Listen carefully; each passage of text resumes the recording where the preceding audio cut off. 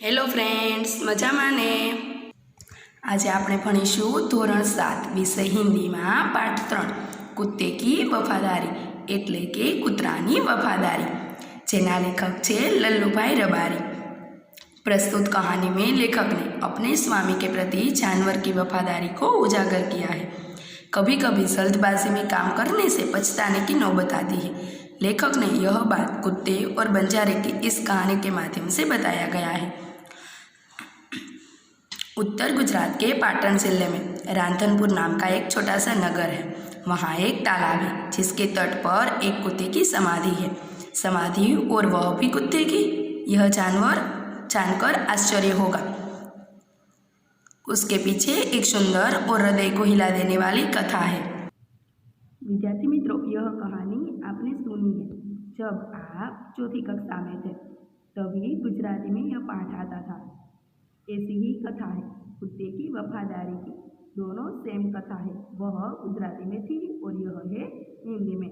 तो हम पाठ देखेंगे और बाद में उसका अनुवाद भी देखते जाएंगे और समझते भी जाएंगे। पुराने ज़माने में व्यापार का सामान लाने ले जाने का काम बंजारे करते थे।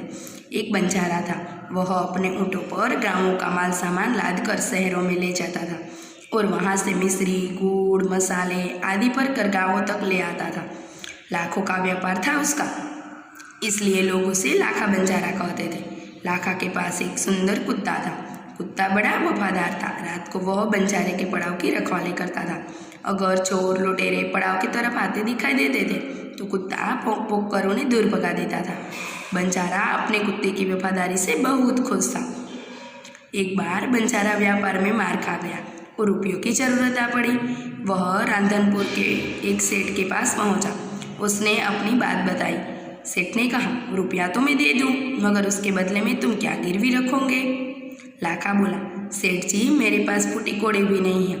मैंने व्यापार में सब कुछ खो दिया है।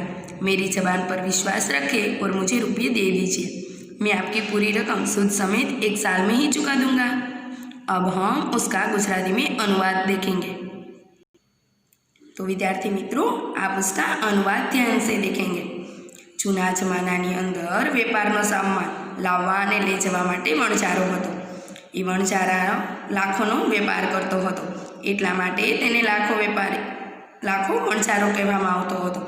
तेने पोतानो ऊँट हतो। ऊँटनी उपर सामान शहेरमांथी गामडामां अने गामडामांथी शहेरमां लई जातो हतो। तेनी पासे एक सुंदर कूतरो हतो। ते घणो ज वफादार हतो।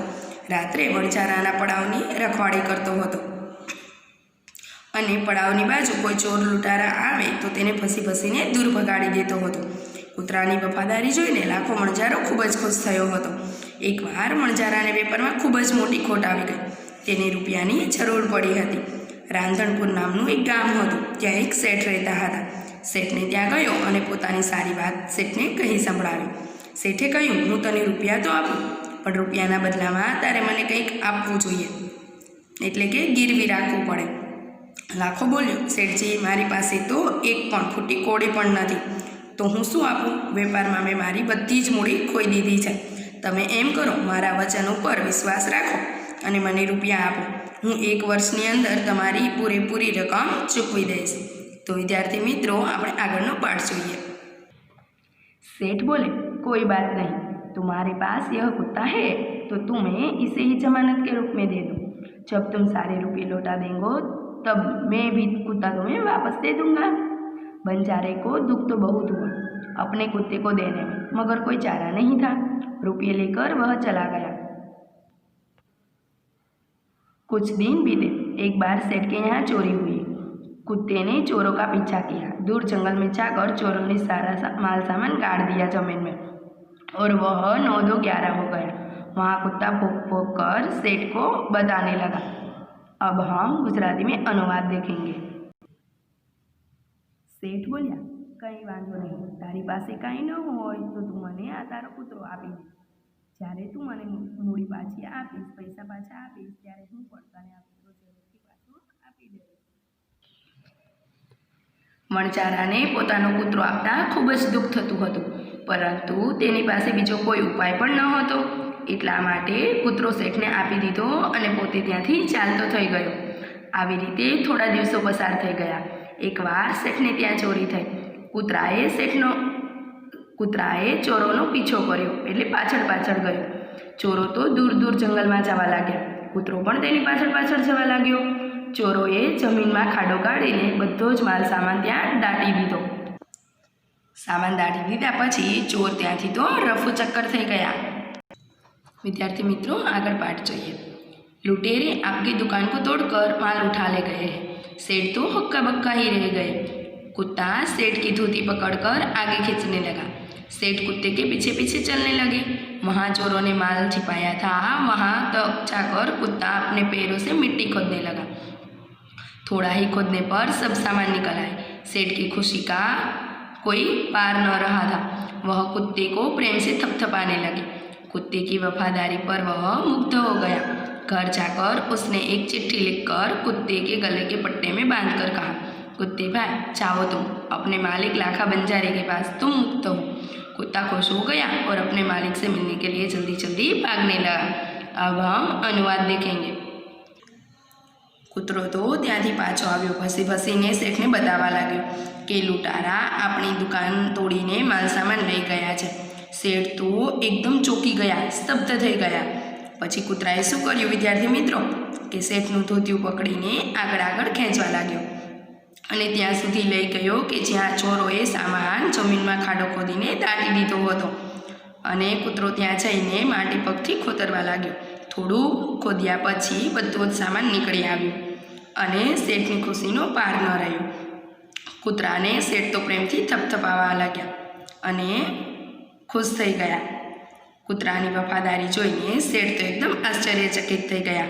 શેઠને તો બધી જ મિલકત પાછી મળી ગઈ. પછી શેઠે એક ચિઠ્ઠી લખી. સરસ મજાની ચિઠ્ઠી લખીને કૂતરાના ગળામાં જે પટ્ટો બાંધ્યો હતો તેમાં મૂકી દીધી અને કહ્યું કે આજથી તું મુક્ત થઈ ગયો છે. કૂતરા, જા તું તારા માલિક લાખા વણજારાની પાસે. આજથી તું મુક્ત છે. કૂતરો ખુશ થઈ ગયો અને પોતાના માલિકને મળવા માટે દોડતો ચાલ્યો ગયો. विद्यार्थी मित्रों, पाठ जोई लईए.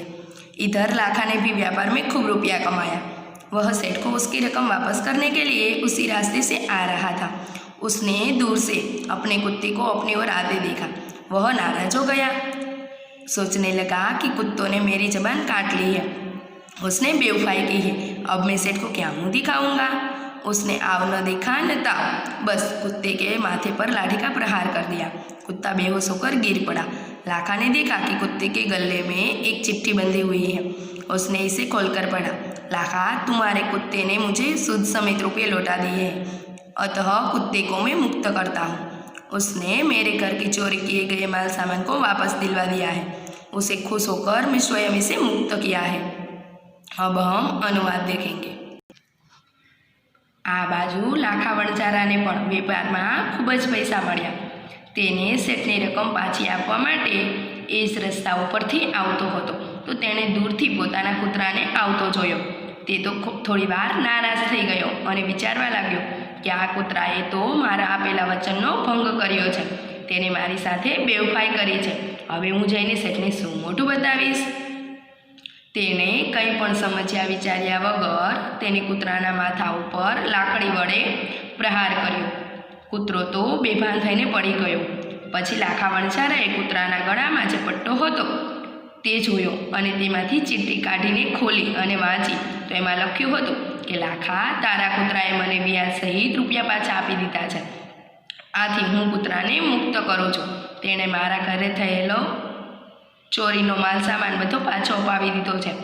એટલા માટે ખુશ થઈને હું જાતે જ તેને અહીંથી મુક્ત કરી દઉં છું. लाखो तो चकित हो गया. वह चिल्लाने लगा, हाय यह मैंने क्या कर दिया, हाय यह मैंने क्या कर दिया. वह कुत्ते के शव को अपनी गोदी में लेकर फुट फुट कर रोने लगा. लेकिन अब पछताए होत जब चिड़िया चुग गई खेत. પછી લાખો વણજારો તો એકદમ સ્તબ્ધ થઈ ગયો અને જોર જોરથી ચીસ પાડીને રડવા લાગ્યો.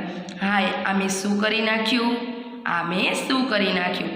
પછી તો કૂતરાના શબને એટલે મરી ગયેલા કૂતરાને ઘોડામાં લઈને જોર જોરથી રડવા લાગ્યો કે હવે હું શું કરીશ. પરંતુ નુકસાન થઈ ગયા પછી હવે પછતાવાનો કોઈ જ ફાયદો નથી। उसने उस वफादार कुत्ते की समाधि बनवाई जो आज भी पाटन जिले के रांधनपुर के तालाब के किनारे पर खड़ी है और उस कुत्ते की वफादारी की कथा संसार को सुना रही है। આજે પણ આ વફાદાર કૂતરાની સમાધિ બનાવી છે રાખામણ કરાઈ અને તે આજે પણ પાટણ જિલ્લાના રાંધનપુરના તળાવના કિનારે છે। કૂતરાની વફાદારીની કથા આખી દુનિયા સંસારને સંભળાવી રહી છે। તો વિદ્યાર્થી મિત્રો, તમે પણ જો પાટણ જિલ્લાના રાંધનપુર ગામમાં જાઓ તો આ કૂતરાની સમાધિ અવશ્ય જોજો। તો વિદ્યાર્થી મિત્રો, આ પાઠમાં તમને સમજણ પડી ને?